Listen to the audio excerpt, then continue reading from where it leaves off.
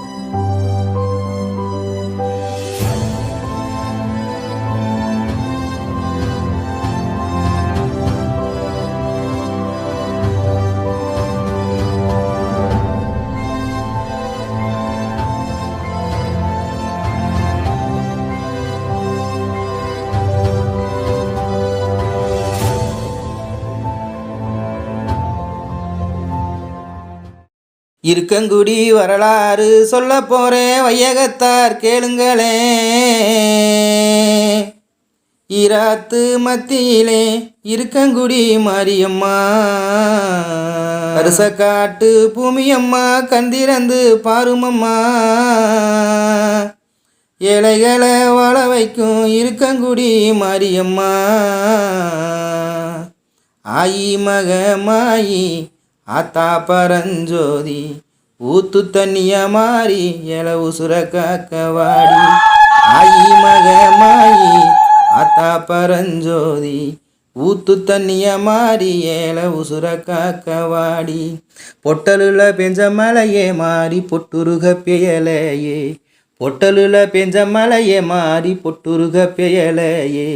மந்தையில பெஞ்ச மலையே இங்கு மண்ணுருக பெயலையே, மாறி மண்ணுருக பெயலையே, மாறி மண்ணுருக பெயலையே.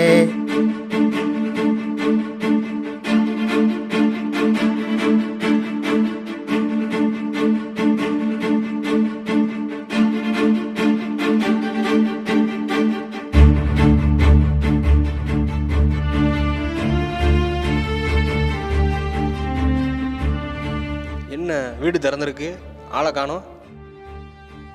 நே, வாடா, உள்ள போய் உட்காரு, இந்த வந்துடுறேன்.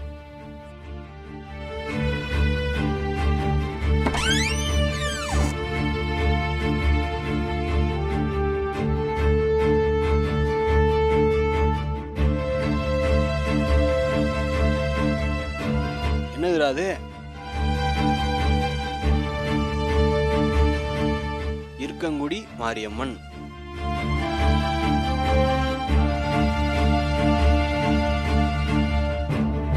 எதுக்குன்னு இது? இருக்கங்குடி மாரியம்மா எப்படி தோணுனா தெரியுமா? ஒரு காலத்தில் ஒரு விவசாயி பெண் ஒருத்தி மாட்டு சாணம் எடுக்க போகும்போது அவளுக்கு அருள் வந்து, நான் இங்கே இருக்கேன்டா, என்னை வெளியே எடுங்க அப்படின்னு சொல்லி அந்த இடத்த தோண்டும் போது அங்கேருந்து சுயம்புவாக தோன்றவ தான் இருக்கங்குடி மாரியம்மா. மற்ற இடங்களில் மாரியம்மா பார்த்தோன்னா இடது காலை மடக்கி வலது காலை கீழே வச்சுருப்பாங்க. ஆனால் இருக்கங்குடியில் மட்டும்தான் எல்லா சக்திக்கும் நான் தான் முதன்மையானவன் சொல்கிற மாதிரி வலது காலை மடக்கி இடது காலை கீழே வச்சுருப்பாங்க. இருக்கங்குடின்னு எப்படி பேர் வச்சுன்னு தெரியுமா? கங்கை நதி சாயலில் இருந்த 2 நதிக்கு நடுவில் அம்மன் இருந்ததுனால இரு கங்கை குடி அப்படின்னு இருந்த பேர் காலப்போக்கில் இருக்கங்குடி அப்படின்னு மாறிடுச்சு. அந்த 2 நதிக்குமே ஒரு புராண சான்று இருக்குது. மகாபாரதத்தில் அர்ஜுனன் திரௌபதியை கூட்டிட்டு மகாலிங்க மலையை கடந்து போகும்போது அவருக்கு ஏற்பட்ட களைப்பை போக்க நிலத்தில் அம்பை விட்டு கங்கையை வர வச்சார். அந்த நதி தான் இப்போ அர்ஜுனா நதின்னு அழைக்கப்படுது. அதே மாதிரி ராமாயணத்தில் ராமர் வனவாசம் வந்த காலத்தில் அவருக்கு தண்ணி தாகம் ஏற்பட்டு அகத்தியர் தன் குடுவையில் சேர்த்து வச்சிருந்த புனித நீரை அம்பை விட்டு வெளியே கொண்டு வந்தார். அதுலேருந்து பிறந்தது தான் வைப்பார். ஏண்டா கண்ணா எப்போ வந்தா? டேய் டைப் பண்ணது வந்துருச்சா? குட்ரா. இருக்கங்குடியில் அம்மனுக்கு காவலாக கருப்பசாமி, வைரவர், வீரபத்திரர் இருக்கார். அம்மனுக்கு துணையாக பேச்சியம்மன், வடக்குவா செல்வி, வெயிலுகாத்தம்மன் போன்ற தெய்வங்களும் இருக்காங்க. கல்யாணம் ஆகாதவங்க தாலி கயிறு வாங்கி கட்டுறதும், குழந்தை இல்லாதவங்க தொட்டில் வாங்கி கட்டுறதும், எங்கள் கஷ்டமெல்லாம் எங்களை விட்டு நீங்கணும்னு நெய் விளக்கு வாங்கி ஏற்றுறதும் இங்கே வேண்டுதலாம் நடக்குது.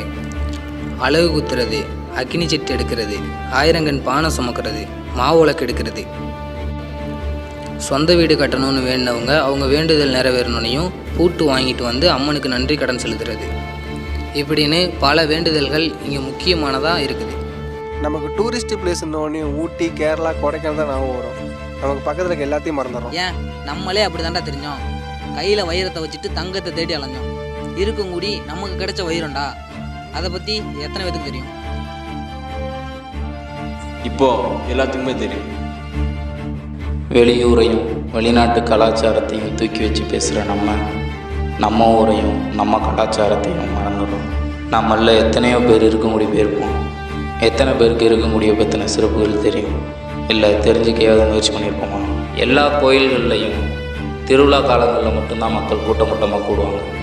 ஆனால் இருக்கங்குடியில் மட்டும்தான் எல்லா ஞாயிற்றுக்கிழமைகள்லையும் ஆயிரக்கணக்கான மக்கள் கூட்டமாக படையெடுத்து வர்றாங்க. வெயில், குளிர்னு எதையுமே பொருட்படுத்தாமல் எத்தனையோ ஆயிரக்கணக்கான மக்கள் இருக்கங்குடியை நோக்கி நடந்தே வராங்க.